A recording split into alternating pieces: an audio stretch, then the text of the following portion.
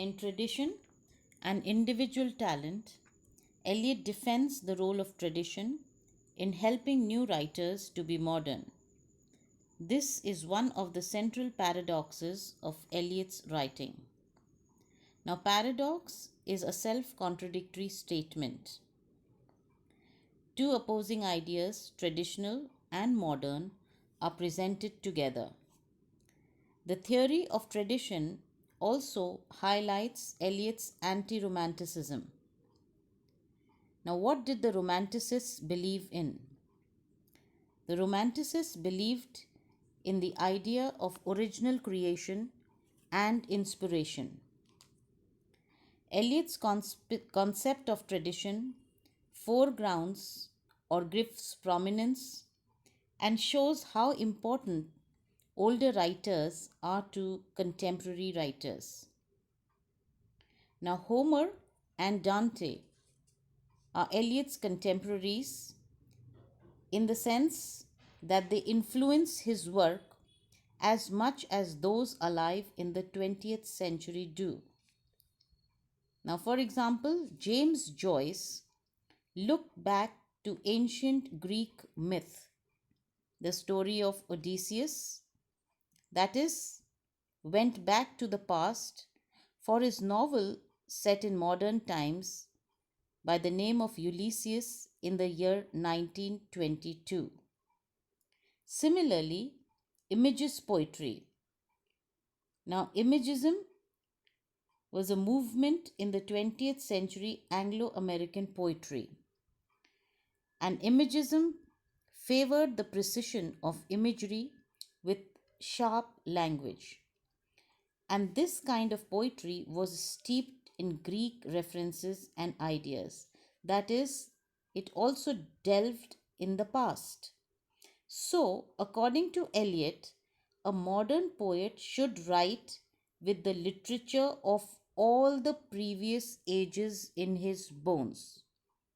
This phrase means that he should be very knowledgeable of the past, as though Homer and Shakespeare were his own contemporaries. In other words, he should have a historical sense. Now, what is historical sense? Historical sense is a sense of the timeless as well as the temporal together. And this is what makes a writer traditional and makes him acutely conscious of his place in time and of his contemporaneity. In short, knowledge of writers of the past makes contemporary writers both part of the tradition and part of the contemporary scene. Eliot's own poetry, for instance, is simultaneously in the tradition of Homer and Dante, and it is the work of a modern poet, and it is because of his debt to Homer and Dante that he is both modern and traditional. Now consider how Shakespeare also is often considered both a timeless poet, timeless in the sense that he is not of an age but for all times, and whose work is constantly being reinvented. That is, he is interpreted and understood in the context of the Elizabethan social and political attitudes.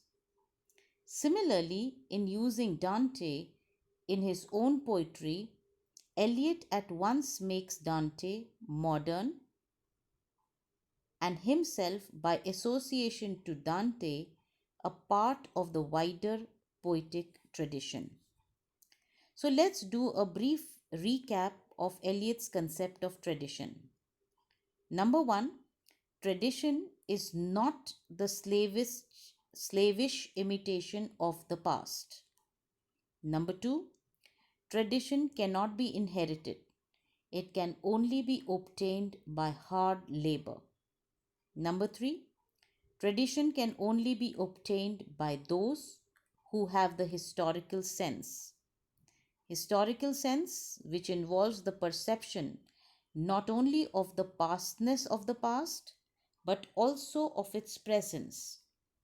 One who has the historical sense feels that the whole of the literature of Europe, from Homer to his own day, including the literature of his own country, forms one continuous literary tradition.